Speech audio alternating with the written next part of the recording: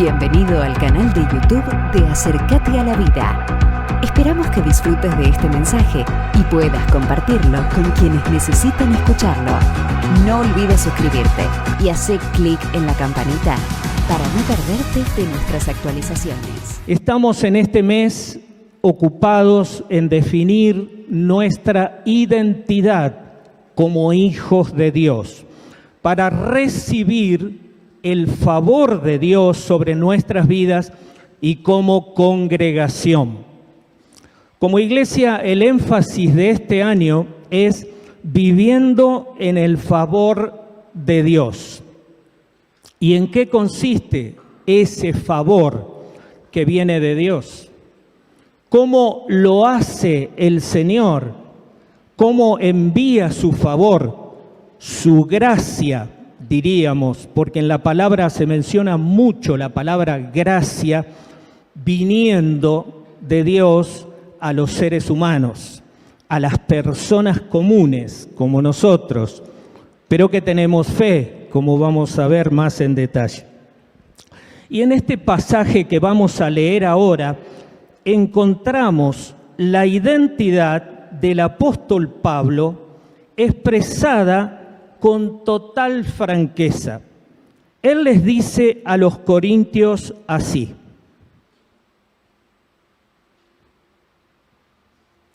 porque yo les entregué en primer lugar lo mismo que recibí, que Cristo murió por nuestros pecados conforme a las Escrituras, que, versículo 4, que fue sepultado y que resucitó al tercer día conforme a las Escrituras, que se apareció a Pedro y después a los 12.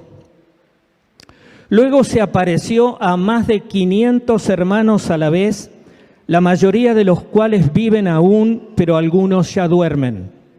Después se apareció a Jacobo, luego a todos los apóstoles y al último de todos, como a uno nacido fuera de tiempo, se me apareció también a mí. Porque yo soy el más insignificante de los apóstoles, que no soy digno de ser llamado apóstol, pues perseguí a la iglesia de Dios. Pero por la gracia de Dios soy lo que soy. Y su gracia para conmigo no resultó vana. Antes bien, he trabajado mucho más que todos ellos, aunque no yo, sino la gracia de Dios en mí. Sin embargo, haya sido yo o ellos, así predicamos y así creyeron ustedes. Qué fuerte pasaje, porque él parte del mismo evangelio, de la esencia misma del evangelio que les había predicado, que les había dado, que lo había pasado como lo había recibido, de la misma manera, y ahora estaba dándoles no solamente nuevamente el evangelio, sino estaba haciendo abriendo su corazón delante de los corintios, y les está diciendo con toda humildad, pero a la vez con toda gracia: pero por la gracia de Dios soy lo que soy. Muchas veces tenemos problemas en nuestra identidad. El apóstol mismo en otro pasaje dice: cuidado con creernos más de lo que somos, pero también creernos menos de lo que somos. Nuestra identidad sufre en este tiempo. Y la palabra identidad tenía un único significado en origen, porque la voz latina era identitas, es decir, describía el ser uno mismo. Soy lo que soy, dice Pablo. Describía las características, las cualidades, los atributos propios de una persona. Y en la palabra que leímos notamos cómo se identifica justamente el apóstol Pablo ante los corintios. Primero, diciéndoles que soy el más insignificante de todos los apóstoles. De paso, quiero comentarles históricamente que todos los registros nos indican que de los 11 discípulos de Jesús que quedaron después de Judas, uno solamente murió en su cama, Juan, porque Dios tenía un propósito muy especial para Juan. Esto hay que leerlo, estudiarlo, es maravilloso, ¿no? Cuando él escribe el Evangelio allá por sus casi 100 años. Todos los demás entregaron su vida, dieron su vida, murieron violentamente, incluido Pablo. Murieron en manos casi todos del Imperio Romano. Y en esta palabra, él dice, yo soy el más insignificante de los apóstoles, que no soy digno de ser llamado apóstol, pues perseguí a la iglesia de Dios. Identidad. Él tenía claro quién había sido, quién era y a dónde iba. Pero por la gracia de Dios, soy lo que soy. ¿Cuántos de nosotros podemos decir en esta mañana, por la gracia de Dios soy lo que soy? Dios te ha dado dones, me ha dado dones, nos ha dado dones a todos diferentes y nos podemos a veces quedar admirados de lo que dice o hace o aún lo que piensa, lo que puede organizar una persona a partir de lo que ha recibido de parte de Dios. Y Él la tiene clara y nos marca un camino para nuestra identidad. Somos todos diferentes. Ninguno quiere imitar a nadie porque nos damos cuenta, si lo hemos intentado hacer en algún momento, que no podemos ser como el hermano. Yo no tengo los dones que ustedes tienen y seguramente ustedes tienen algún don o por allí nos parecemos mucho en algo, pero no somos iguales. Somos distintos, somos diferentes y aceptarnos como diferentes es que yo tengo como hijo de Dios que aceptar tu identidad como hijo de Dios. Y me encanta esto porque somos todos diferentes y a veces nos preguntamos cosas, ¿no? Y decimos, pero ¿por qué no se hace tal cosa? ¿Por qué no se dice tal otra? Y está bien, los dones nos van marcando muchas veces el camino. Pero esta identidad nos conduce primero a un pensamiento central. En los últimos años he notado que el camino, con mayúsculas, de la vida cristiana, el camino de mi vida, en cuanto a mi identidad, para que sea triunfante, es descendente, no ascendente. Ustedes pueden entender esto o pueden malinterpretarlo. Yo voy a tratar de explicar un poquito.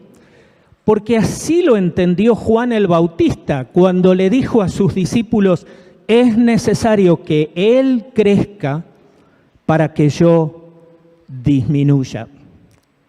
Y que yo disminuya, refiriéndose a Jesús. ¿Qué pasó con Juan el Bautista? Vio que su primo era el enviado del Padre, era Dios entre nosotros. Y él creyó en la concepción virginal de María y creyó que Dios estaba haciendo algo extraordinario entre nosotros, en medio de toda la humanidad, porque este no es un tema de creyentes solamente, nosotros lo creemos, pero la maravilla, como vamos a ver un poquito más adelante, de lo que pasó en la cruz de Cristo, todavía no lo podemos terminar de entender en su complejidad enorme, ¿no? Ahora, Juan marca el camino, pero nos damos cuenta que Pablo lo mismo. Pablo comienza diciendo, yo soy igual que ellos. Y luego de un proceso de años termina diciendo, yo soy el más pequeño. Este es el camino descendente, ahora es el camino del triunfo. Es el camino de que la identidad se solidifique en Cristo. Porque cuando vamos comprendiendo más, nos vamos acercando mucho más a Él y nos vamos pareciendo mucho más a Él. No porque nosotros hagamos un gran esfuerzo, sino porque Él se muestra a nuestra mente y a nuestro corazón y dice, yo lo haría así, Rubén. Yo pensaría esto. Yo te abro el camino para que vos hagas lo que yo haría. Y entonces vamos pareciéndonos más a Cristo. Este no es un tema menor, porque todos vivimos en un tiempo donde escasean los modelos. No nos gustan los modelos. Y la relatividad del pensamiento humano y del pecado, obviamente, conduce a muchos a desconfiar de todos y a la autopercepción. Así como te percibes, eso eres, dice el concepto de identidad que nos pretende dar la naturaleza vieja, la naturaleza caída, la naturaleza adámica. Nos habla de un hombre caído, de un ser humano caído en pecado. Entonces está desorientado, está confundido. Y como sea, uno de los postulados de la ideología de género es este justamente. Así como te percibas, eso sos. Pablo está diciendo algo muy distinto. Y no es casual que comienza hablándole a los corintios de lo que él les ha predicado y ellos han creído. ¿Por qué? Porque nuestra identidad estará basada siempre en lo que creemos. Está basada en la fe. Lo vemos en el breve título allí. Nuestra identidad está basada, está construida, está apoyada firmemente sobre la roca, primero, de la fe. Creo que bien vale que recordemos en quién hemos creído, o mejor, no solo en qué, sino en quién hemos creído. Jason Henderson, a quien admiro y respeto mucho, escribe sobre este tema. Dice, la salvación no es un lugar a donde nosotros vamos, la salvación no es un estado de justicia que nos han dado, ni tampoco un regalo que podemos abrir. La salvación es una persona que ofrece su vida y me inspira así a hacer lo mismo con la mía. Creo que está Gonzalo, este escrito. Porque yo pretendo repetir 2 veces esto que voy a decirles ahora. La salvación es una persona que nos otorga una muerte que no podíamos morir, para que ustedes y yo conozcamos una vida que no podemos vivir por nosotros mismos. Está este pasaje, no sé si está Gonzalo allí. Gracias, Gonzalo. La salvación es una persona que nos otorga una muerte que nosotros no podíamos morir. Siempre nos impresionó la forma de morir del Señor, ¿no? Quizás podríamos decir la peor forma de muerte, porque es muerte con tortura incluida, ¿no? Por las horas que el Señor padeció. Pero el Señor tenía que llegar solo a la cruz. Pedro lo negó y todos quedamos con eso de que Pedro lo negó. Sí, es cierto. Pero Pedro no podía subir a la cruz. Ustedes se imaginan si lo hubieran dicho, vení para acá, vos sos de ellos, vas a la cruz como Jesús, como tu maestro. no era el momento. Para el año 63 de nuestra era, 30 años después aproximadamente, sí, Pedro, dice la tradición, no lo cuenta la Biblia, fue a la cruz y pidió ser crucificado cabeza abajo, no como su maestro, porque él la tenía clara, la había entendido. Él sabía que el camino es descendente para triunfar. El camino hacia el Señor, el camino hacia entender es descendente. Pero él la tenía clara. Ahora, Pablo también lo tiene claro. La salvación en realidad es un juicio terrible y final y a su vez un glorioso nacimiento en un mundo nuevo. Nosotros hemos recibido a partir de la cruz y la resurrección de Cristo una gracia, un favor del cual nosotros estamos gozosos. Si lo vemos, y yo le pido al Señor que en esta mañana todos podamos abrir los ojos, que Él pueda abrir los ojos de nuestro entendimiento y nos dé luz para ver lo que hemos recibido con este hecho extraordinario de muerte y resurrección por parte de Jesús. Quizás muchos aquí como yo han aceptado la salvación sin ni siquiera conocer la grandeza de esta salvación que han aceptado. Cuando yo me convertí tenía no recuerdo bien si 17, me parece, si todavía tenía 17 años. Fue un verano, el pastor se paró delante, dio un mensaje y yo tuve una convicción de pecado tan grande, dije, no pude haber estado tan lejos de Dios para tener sí, estuve tan lejos de Dios. Con mis 17 años le dije al Señor, yo hoy me convertí, hoy soy hijo tuyo. Y después en la semana le conté al pastor y me dice, pero yo no prediqué un mensaje evangelístico, no hubo un llamado, yo no pasé adelante, pero yo me acuerdo que tenía la cabeza entre las piernas, entre mis rodillas, porque la convicción de pecado era profunda. Y a partir de allí recibí todos los consejos que puede recibir un joven para vivir como un verdadero cristiano. Pero en el primer tiempo no entendía algo fundamental del Evangelio. Y es que ahora yo tenía el poder de obedecer. El poder lo tenía yo para decirle no al pecado. Yo lo tenía.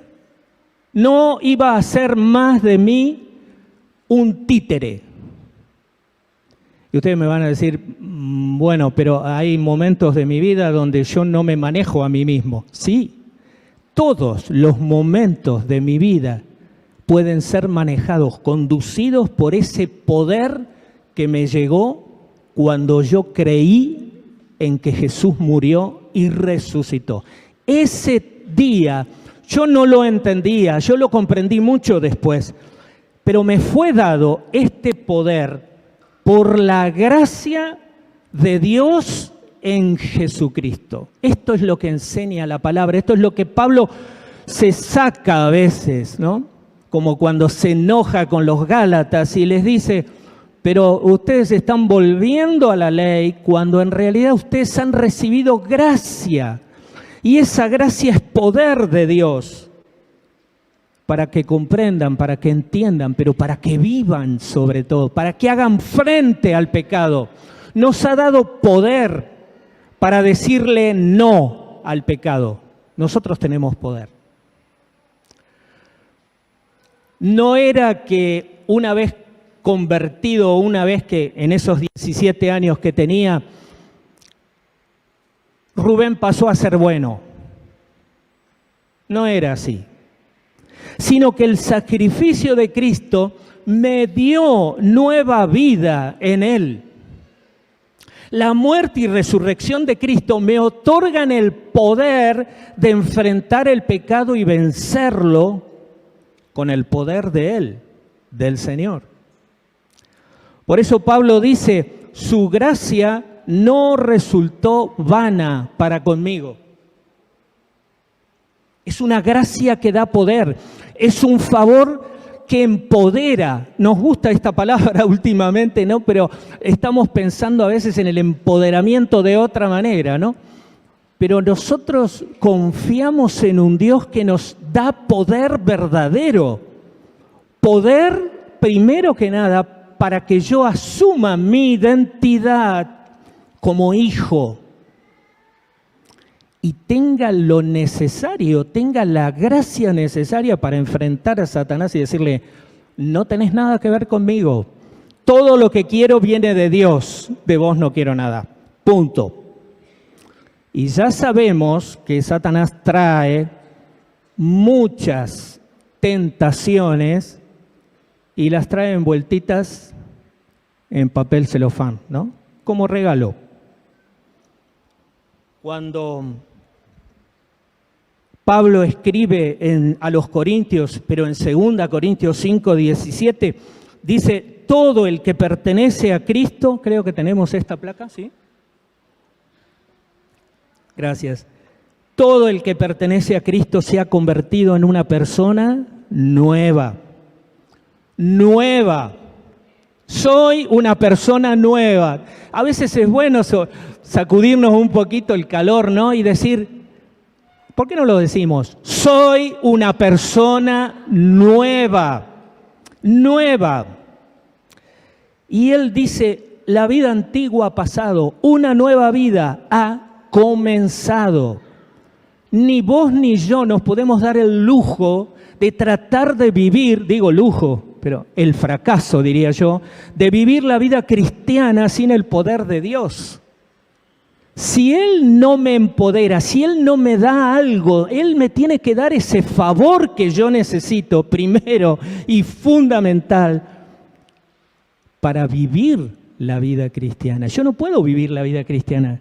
Lo decía el otro día, no se puede enseñar esto, no puedo enseñar cómo vivirla si la persona no ha doblado sus rodillas alguna vez delante del Señor y le ha dicho, Señor, no puedo.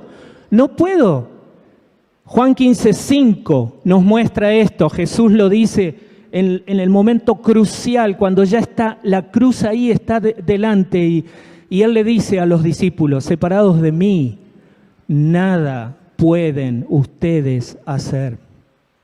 No pueden hacer nada.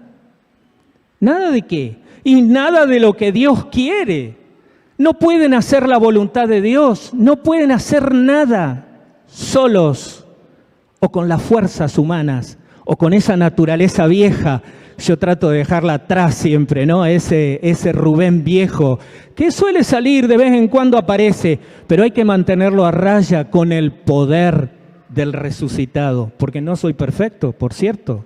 No llegué todavía, pero no es que no lo busquemos, lo anhelamos, pero nos damos cuenta que muchas veces no podemos, solos no podemos, pero con Cristo podemos. Por eso Él dice con tanta claridad, una nueva vida ha comenzado. ¿Dónde está esa vida? En el poder del Cristo resucitado. Decíamos recién, cuando terminábamos de cantar, Él está aquí. Él está aquí. Y está mirando tu corazón y está mirando mi corazón. Y está viendo qué me falta, qué tengo, ¿no? Identidad. Para avanzar sobre mis faltas y dejar esas cosas de lado, dejar esa naturaleza vieja de lado que no sirve para nada y abrazar lo de Cristo y abrazar lo que Cristo tiene para mí. Otras versiones dicen, de modo que si alguno está en Cristo, nueva criatura es, ¿verdad? Las cosas viejas pasaron, ahora ya todas han sido hechas nuevas. Hermanos queridos, hay un poder que afirma mi identidad. Nunca pasa por encima de mi identidad, de tu identidad. Pero hay un poder con mayúsculas, un poder enorme cuando entregamos nuestra vida a Cristo. ¿Se dan cuenta? Debilidad, entrega para triunfar. Si no entregamos nuestra vida, no vamos a triunfar. Si no le decimos al Señor, Señor, yo no puedo, ese poder no puede venir a nosotros. En cambio, ese poder es el que levantó a Cristo de los muertos, es el mismo poder de la resurrección el que me da vida y vida nueva. Así que por una parte, el favor de Dios ya lo recibí por la fe, porque estábamos viendo esto, identidad a partir de mi fe.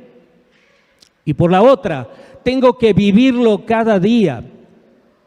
Una vez recibí a Cristo por fe y entendí que mi vida tenía que cambiar.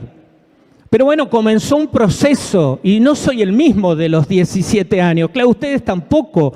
Pero vivir esa presencia del Señor todos los días y vivir por Él necesita fe.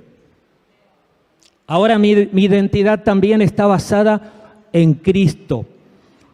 Lo que ocurre en el momento de la salvación, como dije, es algo difícil de explicar. La mayoría de nosotros no lo entendimos el día que levantamos nuestra mano o pasamos adelante o alguien nos hizo ver que la importancia de pedir perdón por nuestros pecados y acercarnos a Cristo.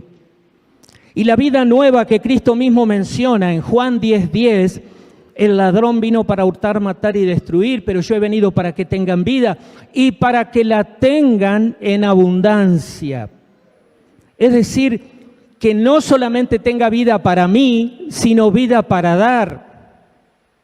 Porque esto es algo maravilloso que ocurre en la comunión, ocurre siempre que nos juntamos, ¿no? Nos potenciamos como hermanos. Estas reuniones, en los grupos pequeños, en todo momento que nos juntamos con algún hermano, estamos gozosos de poder unirnos y decir, yo necesito tu fe.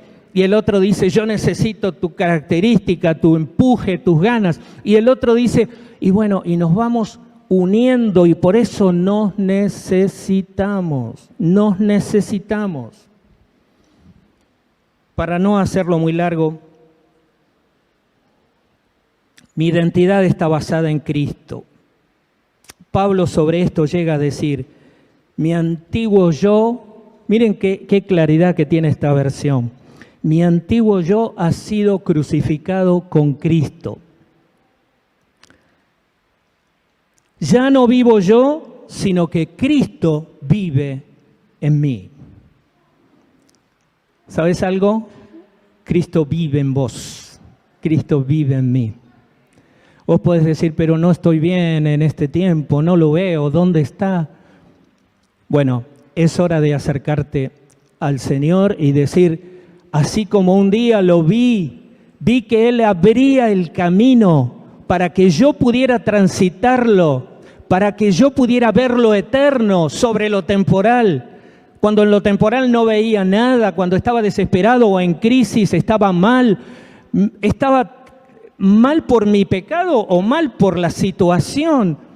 Yo ahora te veo. Bueno, que volvamos a ese día, que volvamos a tomar ese espíritu maravilloso que nos levanta, que nos lleva, que nos conduce. Y Pablo dice, mi antiguo yo ha sido crucificado con Cristo. Ya no vivo yo, sino que Cristo vive en mí. ¿Cuántos quisiéramos poder haber escrito esto? Pero lo tomamos de Pablo, lo absorbemos, lo tomamos y decimos, Padre, yo quiero esto, yo quiero que Cristo se manifieste en mí. He contado esto en varias oportunidades, pero por el impacto que ocasionó en mi vida, y no me levanta a mí para nada a un nivel así raro, sino por el contrario. Creo que aprendí una lección muy grande.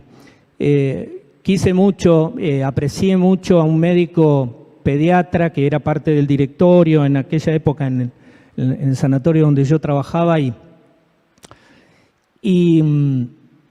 él era irlandés, de origen irlandés, así que era católico, pero católico sincero y ferviente, tenía mucha fe. Y charlábamos mucho y él se reía, decía, bueno, protestantes y católicos nunca hemos estado de acuerdo, tampoco vamos a estar de acuerdo hoy. Pero charlábamos y hablábamos justamente del tema de ser salvos por la fe. Bueno, un día pasaron los años, se enfermó y me acuerdo que yo lo fui a ver, tuvimos una charla sensacional, pudimos orar, Y después de eso él volvió a Neuquén, me acuerdo que fui a verlo a Buenos Aires en un momento, en su internación. Cuando él volvió a Neuquén, estuvo internado, mal ya en sus últimos días, y el día antes de morir, él estaba en terapia intensiva, yo pedí permiso para verlo y me dijeron pasá, no sé si se va a despertar, pero bueno, él estaba bajo el efecto de calmantes, obviamente. Yo me acerqué a la puerta y la verdad es que tenía mucho, no sé si quieren digan temor, está bien, mucha timidez y de alguna manera yo no quería molestarlo, ¿no? Pero era un tiempo especial y yo pensé que tal vez tenía una palabra para darle.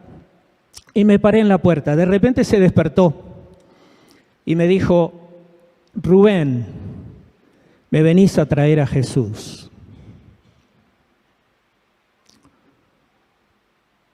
Yo dejé de lado todo lo que temía, porque dije, no vengo yo, viene el Señor a ministrarlo.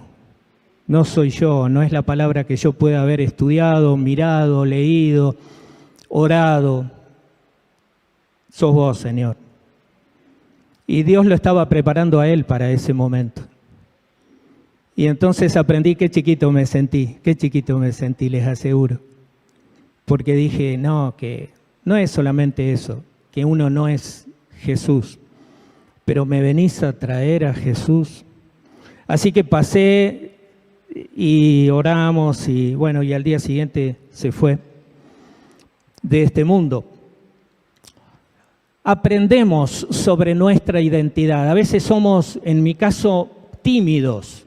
Y parece mentira, ¿no? Algunos dirán, no sé, me parece que no te veo tan tímido, pero sí, en el fondo somos tímidos para expresar lo que sentimos, para expresar nuestra identidad. ¿Cómo me ven? Bueno, que me vean trayendo a Jesús, no a Rubén. Que me vean trayendo a Jesús. Y esto lo tengo que pedir, lo tengo que anhelar, lo tengo que buscar. Porque yo soy una persona común y todos somos personas comunes, pero tenemos una identidad basada en Cristo.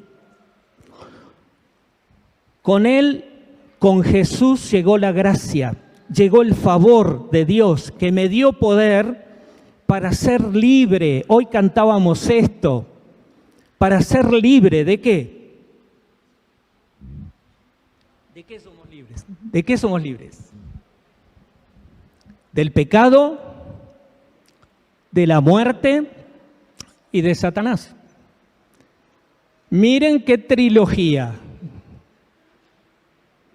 Del pecado, de la muerte y de Satanás.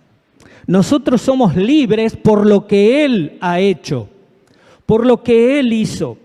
Y mi identidad está basada no solo en Cristo como persona, no estoy parado sobre la roca solamente, sino que estoy parado sobre lo que Él hizo por mí y sobre lo que quiere hacer por vos y lo que quiere hacer por los que están más allá, por los que están afuera. Nunca podré agradecer lo suficiente lo que significó el sacrificio de Cristo en la cruz para la humanidad entera. Me siento parte, pero también para mí en particular. Mi identidad se fortalece porque Él pagó por mí, porque Él hizo lo que yo no podía hacer. Y lo conquistado por Jesús en la cruz es impresionante. Ya vamos terminando. Pastor Gustavo Lara lo describe así. Miren ustedes. La cruz es un juicio divino con efectos eternos y no solo temporales. El pueblo judío se quedó con la idea de haber muerto a este hombre porque lo consideraba un impostor. Mató al Hijo de Dios. Ahora, el Hijo de Dios entregó su vida. No es que lo mataron, ¿no es cierto? Porque la cruz es el sacrificio perfecto. Según Dios, no es incompleto, no tiene falla y no tiene error. Dios no se equivoca. La cruz es la destrucción del imperio de Satanás. Esto estábamos diciendo recién. La cruz es el lugar donde se separó lo viejo de lo nuevo, lo de atrás con lo que viene. Lo que ya no sirve, la naturaleza vieja de Rubén, con lo nuevo que Rubén tiene que abrazar en Cristo. La cruz es el final de la alianza Satanás-hombre y la restauración del pacto y alianza de Dios con el hombre mediante Cristo. Parece complejo esto, pero es realmente importante. La cruz es la puerta donde nos fue dada, escuchen esto, toda la provisión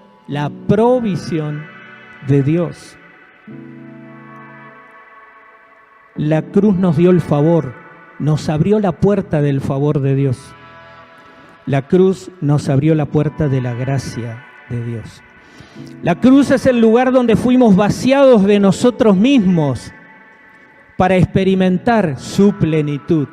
Con Cristo estoy juntamente crucificado, decía Pablo. Qué coherencia que tiene la palabra, es impresionante, de punta a punta, por donde la miramos. La cruz fue el lugar del cumplimiento de todo lo anunciado eternamente. Yo veo el Antiguo Testamento y lo veo como un embudo que termina en Cristo siempre. Todo el Antiguo Testamento estaba mirando lo que iba a pasar. ¿Cómo el pueblo de Israel no lo vio y no lo ve? Cristo en la cruz absorbió sobre sí mismo toda la ira de Dios. La cruz tuvo efectos extraordinarios e inexplicables, no los podemos explicar, en el Padre mismo, en el hombre, en la creación y en la potestad de las tinieblas. En la cruz, Jesucristo fue sentenciado a muerte por el gobierno terrenal injusto, cuya sentencia fue injusta, pero en realidad Él fue condenado a muerte por el Padre mismo, cuya sentencia fue justa. ¿Entender esto? Leamos la palabra, busquemos y vamos a ver una coherencia total. Es así. Él entregó su vida en total obediencia a la autoridad del Padre. Termino. Me impresionan las palabras de Pablo a los Gálatas en 2:21. Dice: yo no tomo la gracia de Dios como algo sin sentido.